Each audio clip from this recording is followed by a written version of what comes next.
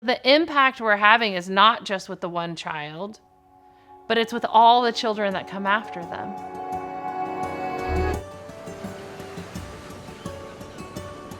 In Orange County, our public school system has identified over 28,000 kids who are homeless. Homelessness in Orange County is doubled up and tripled up. That means that they're living in motels, shelters, cars. The closure of our public school system has been hard on everyone, but you can only imagine how devastating it's been for our kids experiencing homelessness. They had every safe place taken away from them. They didn't have reliable Wi-Fi, and they didn't have food, most of them, because a lot of our kids are actually eating their meals at school. Unfortunately, mental health has declined by a lot. Some of the things kids are dealing with right now, depression, anxiety, self-injury, suicidal ideation, risky sexual behavior, a lot of substance abuse. Mental health is more than just going to see a counselor, so we walk alongside them. The greatest need for these students are resources, and at Project Hope, we have those resources. Over 2/3 of students experiencing homelessness in the public school system are not identified. We knew where those 2/3 of those kids were. We knew how to get to them before anyone else could.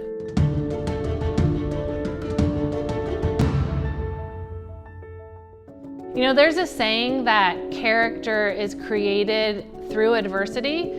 It's actually revealed in adversity. And the character of Project Hope Alliance was on display front and center during the pandemic.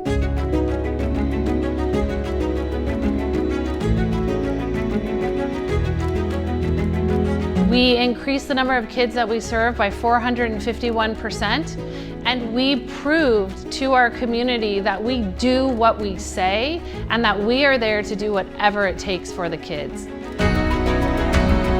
There's basically no shame to our game. Here we are. What do you need? Talk to me.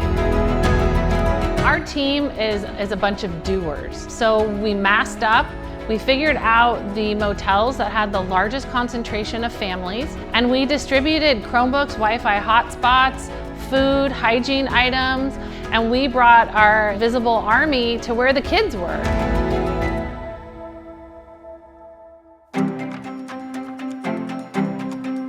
And now, coming out of the pandemic, we have more opportunities than ever before to serve more kids in more school districts, and we're ready for it. Because there's a lot of resources here. There's a lot of people here that not only believe in the program, but believe in the students and the families. The growth has been crazy.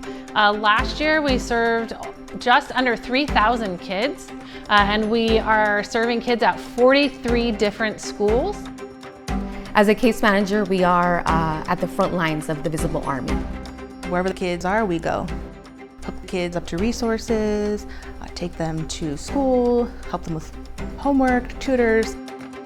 All of the case managers at Project Hope Alliance have their own office or a classroom at each campus. Anything can come about in a day. So whether them coming in, they're like, my backpack ripped, I need a new backpack, or my pants ripped, or it's freezing outside, do you have an extra sweater? So all those things have happened, and we're there to just be that extra layer of support.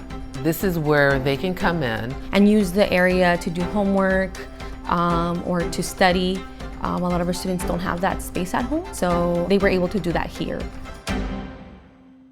A lot of our students don't understand that they have control over their future, and we're there to help them plan it. Seeing them progress, that's always been my favorite thing to see. Seeing our students' growth, just in their confidence. I know it makes a difference. I see some of these kids and I was like, I was just like you. I was that kid. I thought like there was nobody out there like me. And that's why I do this type of job. We're ending the cycle, so that none of our kids and none of their kids and none of their grandkids are ever going to be counted in the number of children, youth, or families experiencing homelessness. The invisibility has been lifted, and now the community is ready to rise up for the kids in a whole new way and a whole nother level. We are generational disruptors. Generational disruptors. generational disruptors of homelessness. Generational disruptors of homelessness.